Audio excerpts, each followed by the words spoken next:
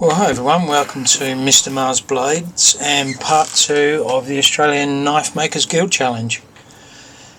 So I finally got a few hours in the workshop to start this challenge. I'm calling it a challenge, but there's no time limit. It's still something I need to concentrate on though. After all, I do intend to get the guild members to critique it. So it needs to be right.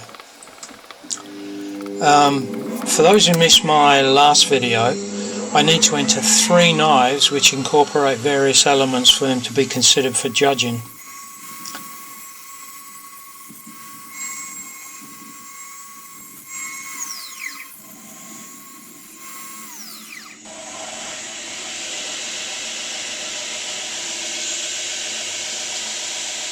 So you'll see me shaping 3 knife blanks here.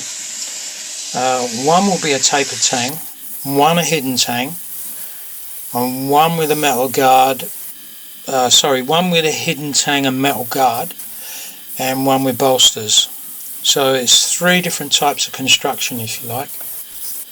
And of course it all needs to be done perfectly and as best you can. Anyway, in this part 2 I'll simply be showing you the template making and profiling of the blades.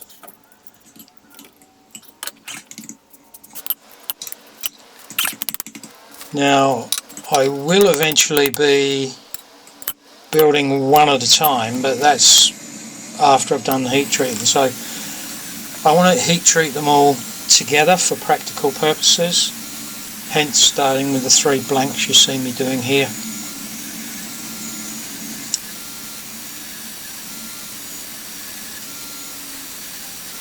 Obviously I don't have a surface grinder. I'm actually going to build one very soon, but for now I've just got to do it like this with these welders magnet triangles.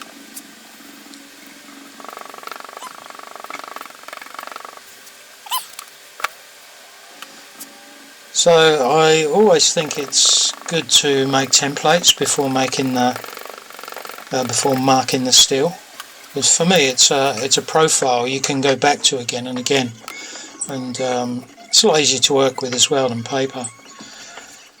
So this blue dicom, I still can't decide whether I like it or not. If you put it on thick it's great, but it takes ages to dry. So this time, that's why you see me putting it on with a rag. It dried almost straight away.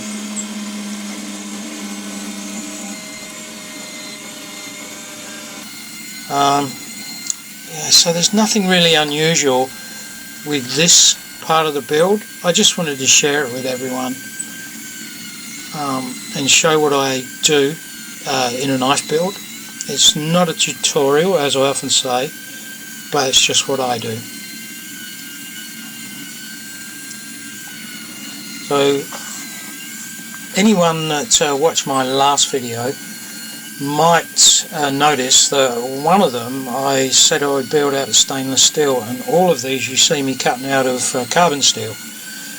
This is 1084.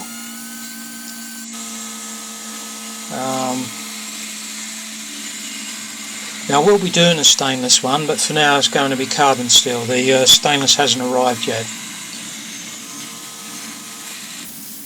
And by the way, that upright saw you see me using was built from a horizontal saw. I took it apart and created an upright saw, created that base, put the steel plate on there, and so far it's been great to use. I wouldn't be without it.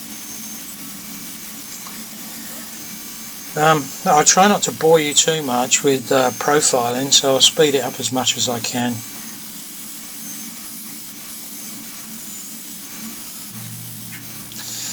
This grinder is very handy in that you can turn it sideways and get a platform with the belt running sideways, as you're about to see.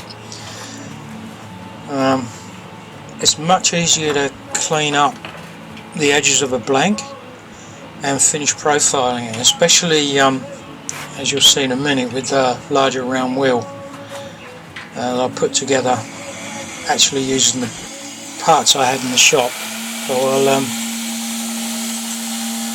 So I'll tidy it up pretty soon.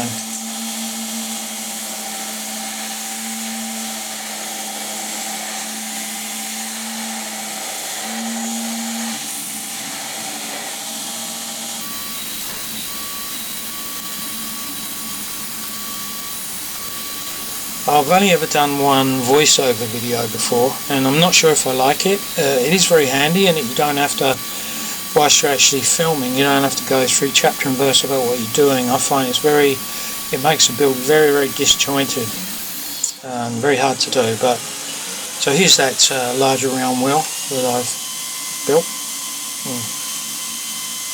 Just put a big old lock nut on the top there. As I say, I'll tidy that up pretty soon.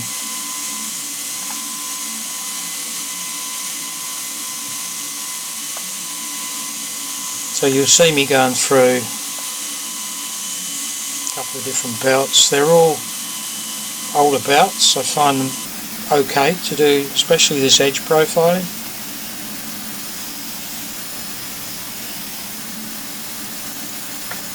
But I don't know, belts to me they just cost so much. There has to be an alternative, but at the moment it's the belts we use, and they're the most efficient at the moment.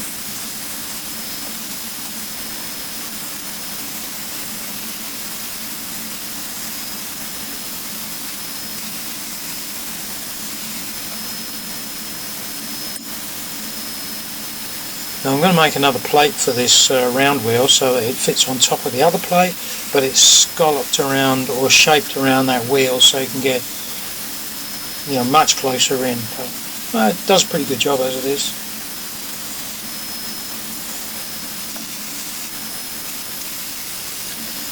And now you see me finishing off. This is even an old gator belt that I use for shining up the edge a bit.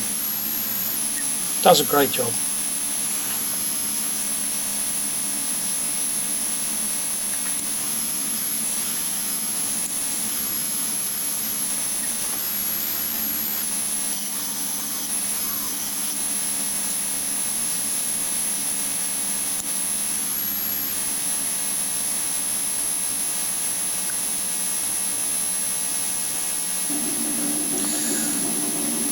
Okay, well, with all that done, now I can start drilling the tangs and whatnot, but honestly I didn't get much further than this, so this is almost it. What I will say is part 3 will be heat treating. I'll do that before grinding the bevels. I found it reduces the amount of warping with stock as thin as this. Anyway, you can just see here how I've been done. I've now added the choils in there, and you can just see I've sort of fairly well cleaned up, and you can roughly see, especially on that top one there, how I'm going to put the bolster on and have those, what would that be, 8 pins I'm going to put through there. Again, I can't drill those out until the pins have arrived. But yeah, that's as far as I got. Let me say just before I go, I'd like to mention I'm trying to build the subscribers on this channel, so if you know anyone who's even remotely interested in this kind of video, do me a favour, consider sharing it with them. It takes a fair bit of effort to get this done. I work full time and I don't have many hours for it, but if you feel like you've got something out of it, maybe you could do me a favour and share it with someone. The first target I've got is 100 subscribers, and when I get there, there are going to be quite a few giveaways. I'm going to make a custom knife and give it away to someone at random in the draw, and a few other runners up as well with smaller gifts. But anyway, there'll be I'll find a way. I'm not sure how I'm going to do it exactly, but I'll find a way to reward those that comment, share and ultimately subscribe. So that's it for now. Thanks for watching. See you again soon.